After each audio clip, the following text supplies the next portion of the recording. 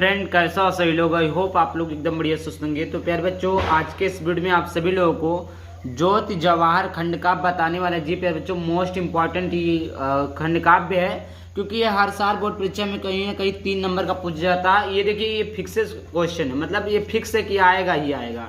ऐसा नहीं है कि ये प्रश्न आएंगे नहीं, बोर्ड परीक्षा में ये फिक्स रहते हैं। जैसे ज्योति जवाहर खंडकाव्य जो आता है कहाँ कहाँ आता है, कानपुर में, प्रतापगढ़ में, मिर्जापुर में, ललितपुर में, रामपुर में और गोंडा में आता है। ठीक, तो इस जिले में फिक्स है कि जो जवाहर खंडकाव्य आएगा, मुक्ति दूत इस जिले में आएगा। तो ये कुछ प्रश्न ऐसे हैं जो कि आपको बोर्ड परीक्षा में फिक्स मिलेंगे कि हाँ नहीं यही प्रश्न आएंगे। तो भाई उसको तो आपको देखना काफी ज्यादा जरूरी है, क्योंकि आपको जब पता हो जाता कि वो प्रश्न आएगा ही आएगा तो वो आप लोग पढ़ लीजिएगा। और ये ऐसा है ज्योति जवाहर खंडकाव्य जो आपको चुटकियों में याद हो जाएगा। मतलब कुछ कहानी के टाइप में बता दूंगा और कहानी के टाइप में लिखकर भी लाया हूँ, मतलब रेक्टाफिकेशन वाला काम नहीं है। ठीक, आपको रटने की आवश्यकता नहीं है, बस कहानी को पढ़ना है, मैं कहानी को समझा दूंगा, बस वैसे आपको पढ़ लेना है और आप जाकर बोर्ड परीक्षा में छाप देना है। आई होप इतना क्लियर हो गया होगा कि मैं क्या कह रहा हूँ, समझ में आ गया। तो ये ज्योति जवाहर खंडकाव्य का है, किस जिले में लगता है यहाँ पर भी लिखा हुआ है। आइए स्टार्ट करते हैं। तो सबसे पहले ज्योति जवाहर खंडकाव्य के नायक पंडित जवाहरलाल नेहरू जी है। नेहरू जी को खंडकाव्य में युगवात्तर लोकनायक के रूप में प्रस्तुत किया गया। नेहरू जी का चारित्रिक विशेषताएं निम्न प्रकार है। अब देखिए समझिएगा, ज्योति जवाहर खंडकाव्य के नायक जो होता है, मतलब इस कहानी के मेन लेखक, इस कहानी के लेखक कौन है, इस कहानी के मतलब जो उद्देश्य है उसको किसने लिखा, इस कहानी को लिखा किसने, तो ज्योति जवाहर खंडकाव्य के जो नायक है वो कौन है, पंडित जवाहरलाल नेहरू जी हैं। और नेहरू जी को खंडकाव्य के युगात्तर लोकनायक के रूप में प्रस्तुत मतलब किया गया है। और नेहरू जी की चारित्रिक विशेषताएं, मतलब उनके चरित्र के बारे में और उनकी क्या विशेषताएं हैं, उन्होंने क्या योगदान दिया, उनकी चरित्र कैसा था, उनकी चारित्रिक विशेषताएं क्या, तो उसको भी इस वीडियो में चर्चा किया गया। 4 टॉपिक को लिया गया है आप सभी लोगों के लिए। काफी ज्यादा इंपॉर्टेंट है और काफी ज्यादा सरल है, समझ में आ गया। तो आपको वीडियो को पूरा देखना, पसंद है तो वीडियो को लाइक करके चैनल को सब्सक्राइब जरूर कर देना, क्योंकि बहुत ही मेहनत से वीडियो बनता है। आप लोगों के लिए इतना स्ट्रगल किया जा रहा है, तो आप लोगों का फर्ज बनता है तो वीडियो को लाइक करके चैनल को सब्सक्राइब जरूर कर दे, शेयर भी कर देना। तो इतना समझ में आ गया होगा कि जो जवाहर खंडकाव्य के नायक पंडित जवाहरलाल नेहरू जी हैं। नेहरू जी का खंडकाव्य में युगवात्तर लोकनायक के रूप में प्रस्तुत किया गया है। इन नेहरू जी की चारित्रिक विशेषताएं निम्नवत है या निम्न प्रकार के या निम्नलिखित हैं। पहला है फिर बच्चों सर्वप्रिय लोकनायक। क्या फिर बच्चों, सर्वप्रिय लोकनायक। क्या फिर बच्चों, सर्वप्रिय लोकनायक।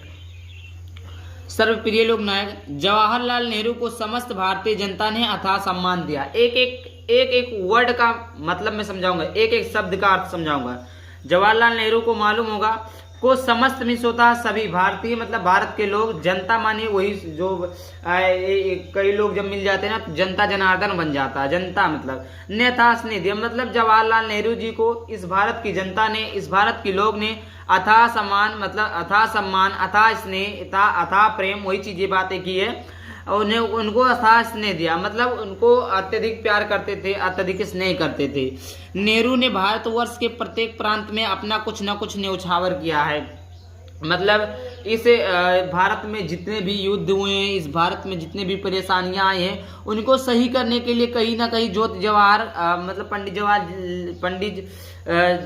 पंडित जवाहरलाल नेहरू ने अपना कुछ ना कुछ योगदान जरूर दिया। वही चीजें न्यौछावर मतलब कुछ योगदान दिया है। तो ये चीजें लिखा है कि जवाहरलाल नेहरू को समस्त भारतीय जनता ने स्नेह प्रेम दिया। कोई अच्छा काम करेगा तभी तो स्नेह प्रेम मिलेगा, वैसे तो मिलेगा नहीं। तो उन्होंने क्या अच्छा काम किया, उन्होंने कुछ ना कुछ अपना योगदान दिया था। ऐसे आप लोग याद कर लीजिए, आप ऐसे समझिएगा ना कि जवाहरलाल नेहरू को समस्त भारतीय ने स्नेह दिया। क्यों दिया, क्योंकि वो कुछ ना कुछ भारत के लिए न्यौछावर किए, कुछ ना कुछ भारत के लिए योगदान दिए। तो इसे आपने समझ लिया कि जवाहरलाल नेहरू को समस्त भारतीय जनता ने अथाह स्नेह दिया। नेहरू ने भारतवर्ष के प्रत्येक प्रांत में अपना कुछ न कुछ न्यौछावर किया। ये था पहला। दूसरा देखते हैं, दूसरा है विश्व शांति के पक्ष पोषक। विश्व माने क्या होता है, विश्व संसार, शांति मिस होता है शांति बनाए रखना, के पक्ष माने कोई पक्ष, और पोषक मिस होता है पोषक। तो नेहरू जी जीवन भर विश्व शांति की स्थापना में लगे थे। देखिए इस दुनिया में, इस संसार में सबसे बड़ा जो जीत हासिल होती है वो शांति से ही हासिल होती है। ठीक है, अगर आप लोग शांति बनाए रखते हैं, किसी भी कार्य में लड़ाई झगड़ा मत करके शांति बनाए रखते हैं, तो वही चीजें जो है जीवन को तरक्की की तरफ ले जाती है, जीवन को उन्नति की तरफ ले जाती है। तो वही विश्व शांति के पक्ष पोषक भी थे नेहरू जी, कि नेहरू जी जीवन भर विश्व शांति की स्थापना में लगे रहे। मतलब ऐसा नहीं कि हर जगह क्रांति क्रांति क्रांति क्रांति, ऐसा नहीं है। वो शांति, नेहरू जी विश्व शांति की स्थापना लगे रहे कि भारत और विश्व पूरा शांति में रहे, और शांति के साथ साथ वह स्वतंत्र भी रहे। तो वही चीजें थी। तो विश्व शांति के पक्ष पोषक भी थे नेहरू जी। आगे बात करते हैं नवराष्ट्र के निर्माता। क्या फिर बच्चों? नवराष्ट्र के निर्माता। नवराष्ट्र के निर्माता भारतवर्ष को स्वतंत्र दिलाने के पश्चात नए राष्ट्र का निर्माण करने वालों में नेहरू का नाम अग्रणी है। देखिए भारतवर्ष जो होता है, भारतवर्ष को स्वतंत्र दिलाने के लिए, अरे भैया अपन भारत देश में कहाँ आजाद रहा, तो ही भारतवर्ष को स्वतंत्र दिलाने के पश्चात मतलब उसके बाद में, जब भारत स्वतंत्र हुआ, भारत को स्वतंत्र किया गया, तो उसके पश्चात उसके बाद में नए राष्ट्र का निर्माण करने वालों में नेहरू का नाम अग्रणी मीन्स आगे होता है। अग्रणी मीन्स क्या होता है फिर बच्चों? आगे होता है। अग्रणी मीन्स होता है आगे। अब देखिए समझिएगा कि भारतवर्ष को, जब भारतवर्ष हमारा आजाद नहीं था, भारतवर्ष जब हमारा आजाद हुआ, भारतवर्ष को आजाद करने के पश्चात जब भारतवर्ष आजाद हो गया, तो जो नेहरू जी थे, हमारे चाचा नेहरू जी थे, उनका नाम आगे आता था। किसके क्या आता था? आगे। वही चीज लिखा, भारतवर्ष को स्वतंत्र दिलाने के पश्चात नए राष्ट्र में, फिर नए राष्ट्र का जब निर्माण हुआ तो उसमें पंडित जवाहरलाल नेहरू जी का नाम आगे आता था, आगे आया।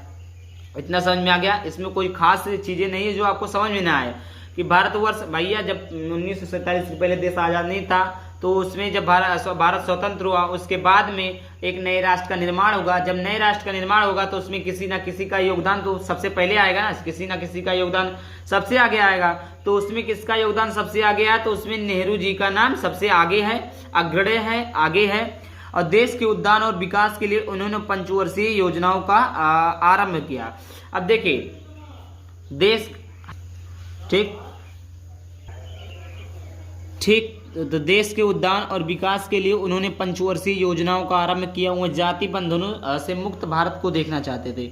मतलब जैसे जब देश आज़ाद हुआ तो वहाँ पर विकास की कमी थी, मतलब विकास के लिए, तो उन्होंने सोचा कि कुछ ना कुछ विकास हो जाए। अब विकास कैसे होगा? कोई योजना लाई जाएगी जिससे सभी को लाभ होगा, और योजना नहीं लाई जाएगी तो जाति बंधन से मुक्त नहीं रहेंगे। मुस्लिम, हिंदू, सिखाई, मतलब यही सारी चीजें जाति बंधनों से मुक्त नहीं रहेंगे। तो पंडित जवाहरलाल नेहरू जी ने एक पंचवर्षीय योजनाओं का आरंभ किया, जिससे सभी जात के लोग, सभी धर्म के लोग उसे पंचवर्षीय योजनाओं का आरंभ कर सके, उस पंचवर्षीय योजनाओं का लाभ उठा सके। उसके बाद में अगला टॉपिक है देशभक्ति और स्वाधीनता सेनानी। देशभक्ति और स्वाधीनता सेनानी। प्रस्तुत खंड काव्य में जवाहरलाल नेहरू को कवि ने उत्कृष्ट देशभक्त, अपरजय, स्वाधीनता सेनानी के रूप में निश्चित किया।